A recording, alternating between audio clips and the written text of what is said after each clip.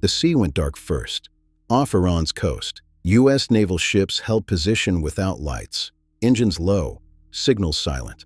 Above them, clouds sealed the sky like a lid. Just after midnight, aircraft lifted into the darkness, turning inland without radio calls or warnings. On shore, cities slept, unaware that borders had already lost meaning. This was not an announcement. It was timing, precision. A decision made long before this night began. And while the world slept, the first systems inside Iran quietly went blind. Jets crossed the coastline under cloud cover, flying low and silent. Radar screens flickered, then went black. Communication lines failed in sequence, not chaos.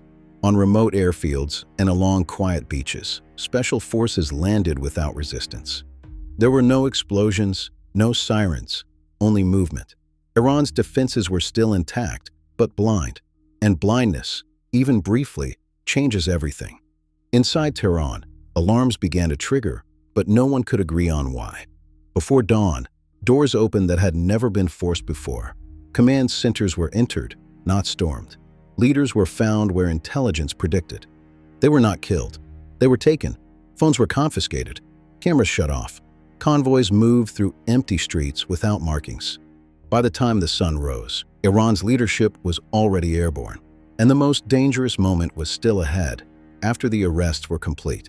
Morning arrived without orders. No speeches. No retaliation. Military units waited for commands that never came. Streets filled with rumors instead of crowds. Radios repeated the same unanswered questions. Power structures still stood, but no one claimed them. For the first time in decades, the center of authority was missing, and nothing rushed to replace it. What Iran chose next would matter more than the invasion itself.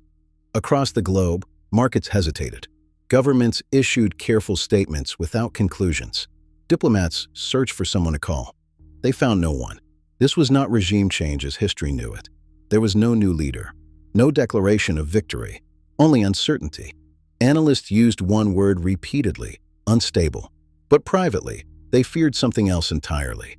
Because Iran wasn't collapsing, it was pausing. Inside Iran, councils formed quietly, not revolutions. Conversations. No purge followed. No counterstrike launched. Weapons stayed hidden. The choice was unspoken but shared.